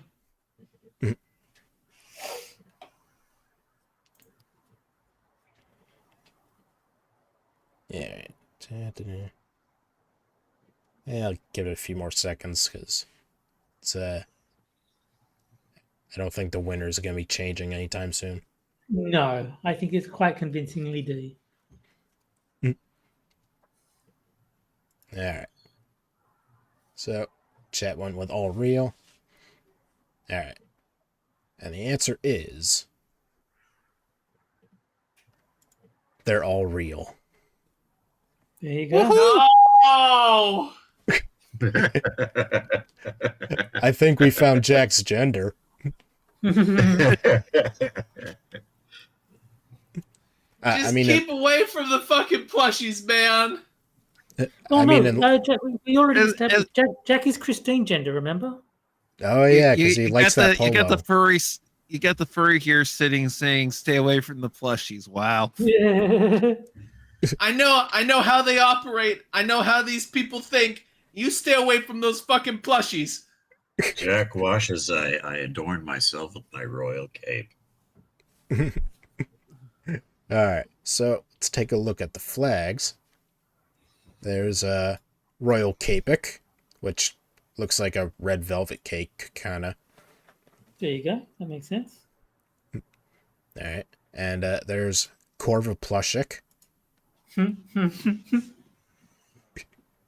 which is a real gender, by the way, Jack. Alright, let's see. Ain't fucking right. And there's Omnicutesy, which is boring. I think you broke Jack. I like my royal cape because it also can double as a Hallmark card. I mean, do you I've want been to stick... around the internet too long. I've seen some shit, man. I've seen some bad shit, man. Quote the Raven, suck it, Jack. Well, why is your reaction to this worse than the Christine gender? The thing is that I don't know enough about Chris Chan to really be as affected, but this is I know too much. I know too much, man. Yeah. This is a bug hunt, man. All right, okay, but that's not all we have, of course. Of course. Of course. We also have Porno Gender Edition Too Retarded for TV, where I'll give you a gender that you guys wouldn't think I made up, but it's too retarded not to share. And let's see. I'm going to I think give the definition and flag before the name, just because the name is the worst part.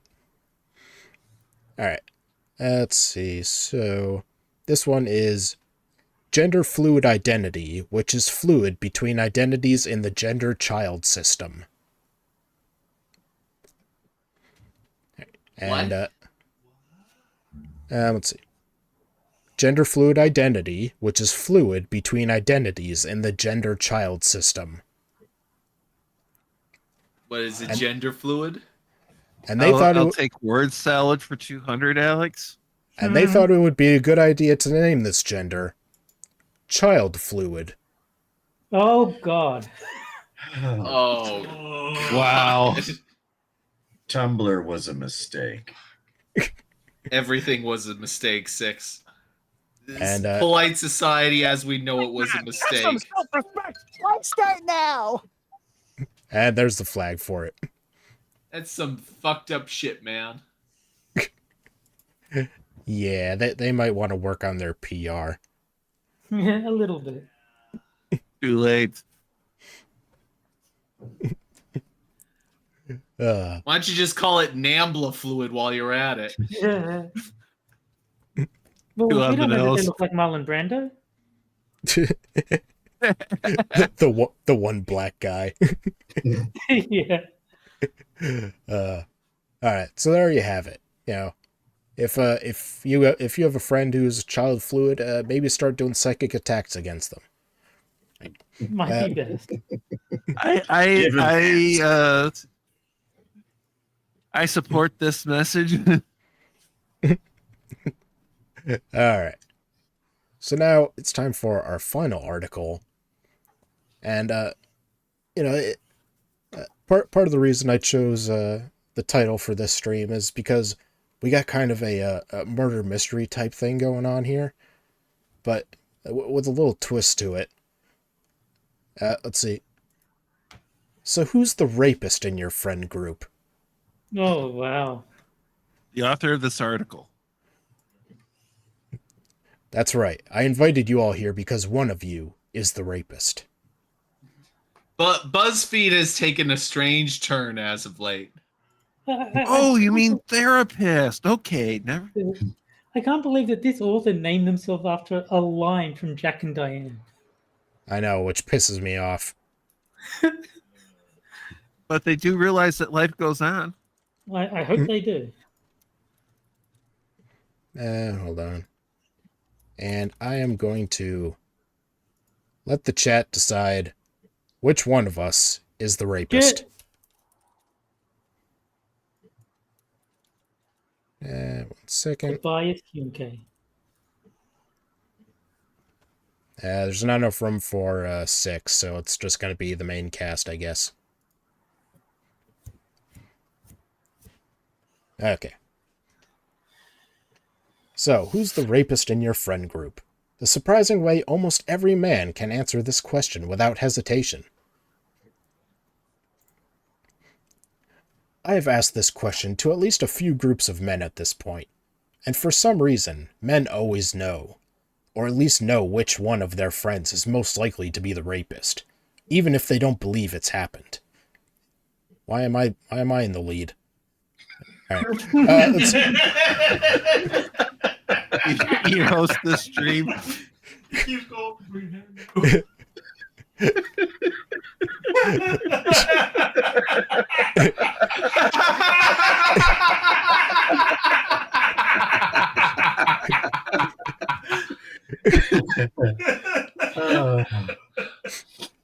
My daughter, Amy, and I had a conversation one night in which we were talking about creepers, which is actually a very nice name for stalkers and rapists. Yeah. We were discussing whether there was anything to our spidey senses about men that just give us the creeps. At some point, my sons, Carter and Marshall, these are the dumbest fake names, all right, Yeah. joined in, and the most eye-opening conversation ensued. With all the subtlety of an atomic bomb, Amy asked, "So who's the rapist in your friend group?" I'll take things that definitely happened for 100. In We unison, all clapped. In unison, Carter and Marshall said the same name, without 1 second's hesitation.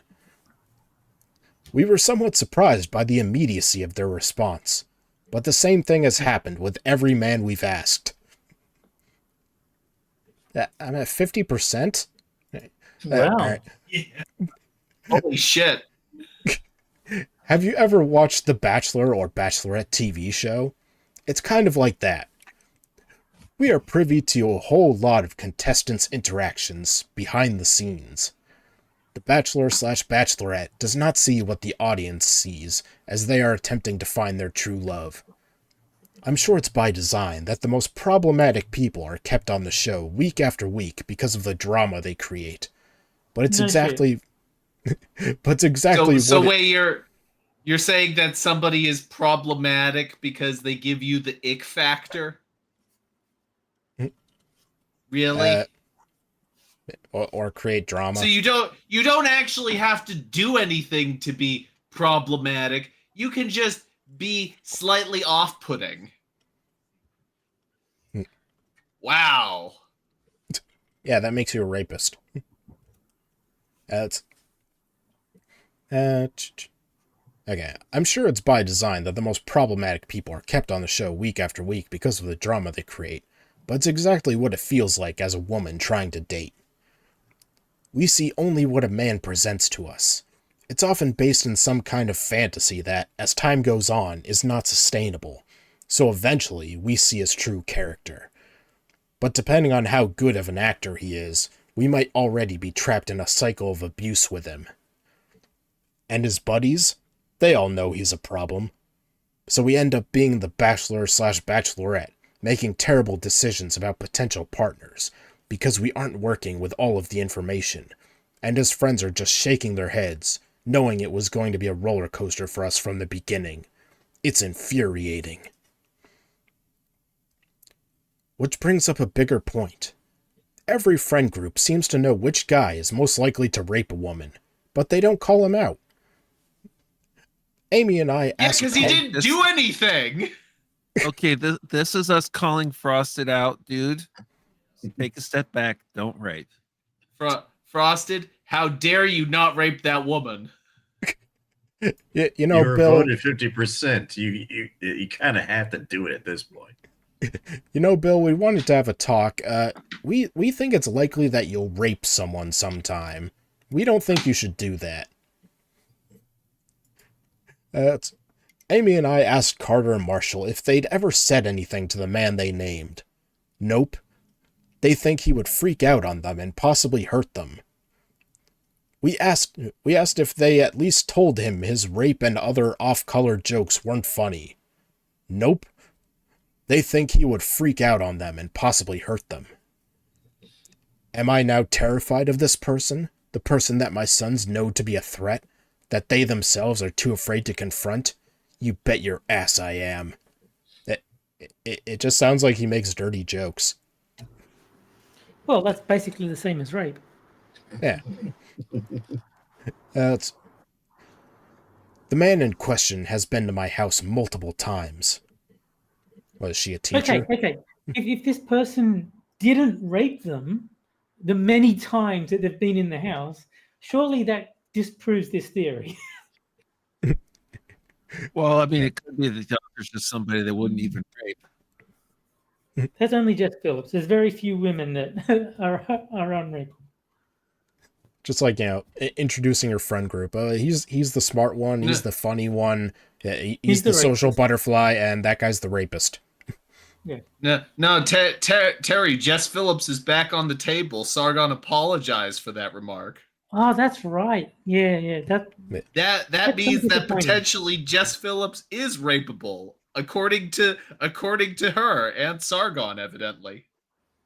That is disturbing. Oh, we lost 6. Apparently, I think he's on his way to contact Jess Phillips now. that would explain it. Okay, there he is. Were you able to find Jess Phillips? I did not, but I did come to the revelation that We need siestas to prevent rape. Ah, that's a good idea. I was hoping you were going to say we need siestas to prevent Jess Phillips. Well, that too. I just want to ask Sargon. So does this mean that you would rape Jess Phillips now? So why do you apologize? Because he's a pussy. Fuck knows. No. I don't even know. He obviously had a reason for doing it. I just can't imagine a good reason for having done it. So from what I heard, the real reason is that, you know, that Connor guy that works with the Lotus Eaters? Yeah. He wants to get into politics, and Sargon was worried that being affiliated with him would ruin Connor's political ambitions. Did you hear this from me? Because I'm pretty sure I took a stab at this, and that's what I get. Or I heard this from someone else, and I told you that was the theory that I had heard tossed around. I don't remember Being affiliated with Sargon would probably spike your political ambitions, apology or not, to be fair. No, definitely. Honestly, the only person who can destroy Connor's career is Connor, and he's excellent at it. Yeah. Alright, let's see. The man in question has been to my house multiple times. He's part of the friend group, so of course he's invited whenever they hang out. But he is 100% incel. Even in front of my family, he has made degrading comments about women and his inability to secure one. I'm not even sure he understands the vibe he's giving off. Most incels don't. Which is likely the reason he can't find a woman to date. That and he doesn't brush his teeth on the regular. Interestingly, since having this conversation with my sons, he's been invited over less and less. He made some off-colored comment to my daughter, their sister, which were more aggressive than rapey, and my sons no longer found it harmless enough to sweep under the rug. Okay, I'm going to put forward two theories. One of the two I'm confident happened here. Either the guy actually did say something about their sister and their decent brothers, or mom told them stop inviting him over because, for reasons. I don't think for a moment that the kids actually said, yeah, he's a rapist. But if we stop inviting him over, he might rape us. Mom's like, he looks at me kind of creepy when I'm wearing yoga pants and bending over. Stop inviting him over. He's a rapist. I never had to say he wasn't allowed in my home. Maybe I should have. But simply bringing I believe you did, so... Yeah. You mean you found out... You think he's a rapist and you didn't? Alright. But simply bringing awareness to something my sons both knew subconsciously about their friend made it less acceptable to them. So who is the most likely rapist in your friend group? Is it time to start making... Apparently. I want to recount. Right. So who is the most likely rapist in your friend group? Is it time to start making this subconscious knowledge conscious? My sons don't think about their friend as problematic until it was brought into their consciousness. And then they didn't hesitate, because the knowledge was there. They knew his behavior made them uncomfortable. They knew his off-colored jokes weren't jokes. And I can honestly say that knowing my sons are now aware of the company they keep makes me hopeful for the younger generation in general. Education and awareness are everything. Okay, I'm going to see if I interpret Tier's comment right, because I agree with him as an X to doubt on the entire story, because I'm not convinced she actually has sons, because I don't think she would acknowledge having sons if she did. She should be already transing them. Why would you want to raise rapists? According to her profile, her kids are all adults, so they're kind of out of her power to trans now. Now, supposedly she's got grandkids, so I'm a little worried there. All right, well, unfortunately, I'm too old, so I have to step down. So now Jack is the rapist of the group. All right. Oh, there you go, Delahaye's sons. But if we stop inviting him, he might rape us, Mom. I'm willing to take that risk. Yeah. But I do think I know why Frosted won the poll. He's the only one who's actually got a social life. So he's the only one who's actually encountering women day to day life.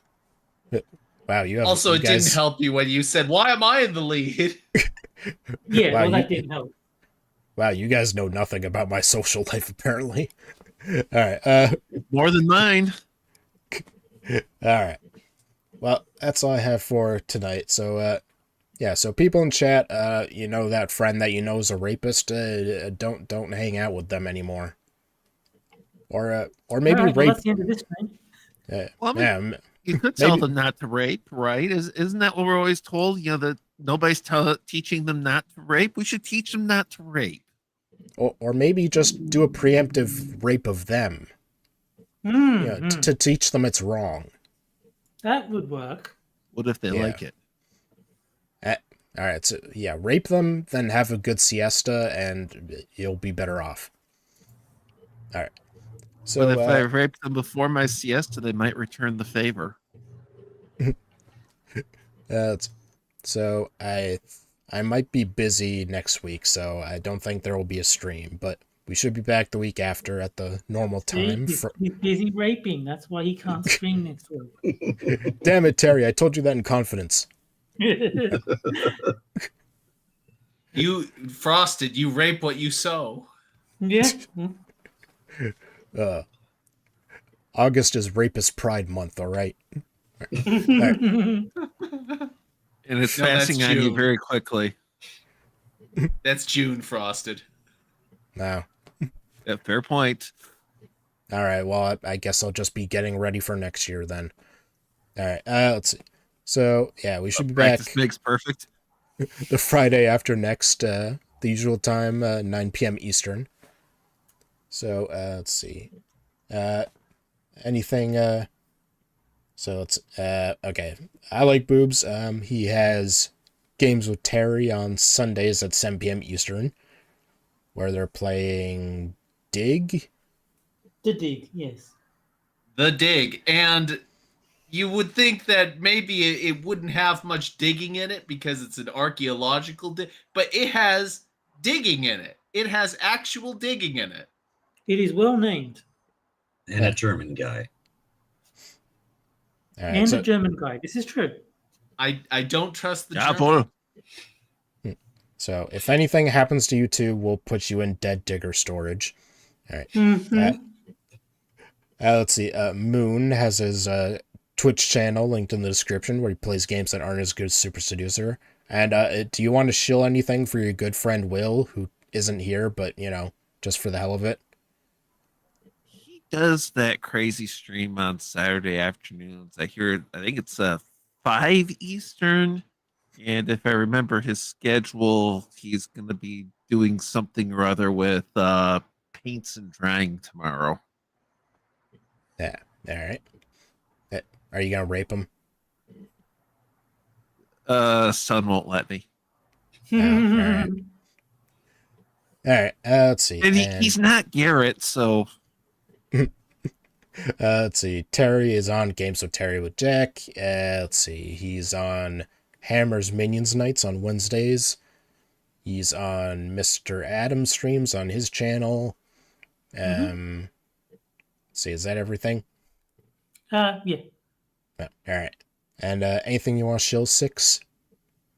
Well, there's this writer friend of mine that I'm aware that he has an Instagram, and he's got a new YouTube channel that he has videos on right now about some characters in his books that he sells on the Amazon and the Smash words. He's a real cool guy.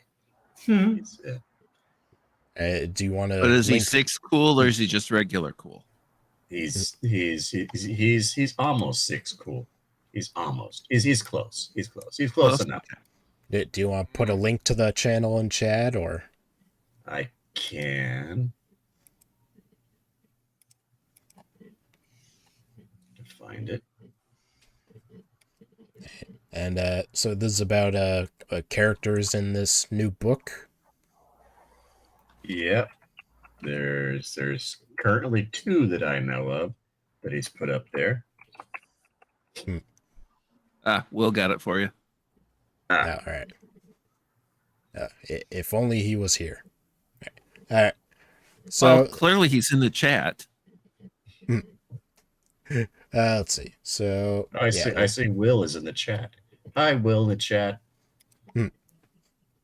I think he's a rapist, but whatever. All right. Let's see. So His ex thinks so. yeah, we'll be back the week after next. So we'll see you then. See you guys. Boy. Bye all. Remember, Hey, I'm a herpes factory. Come and do me.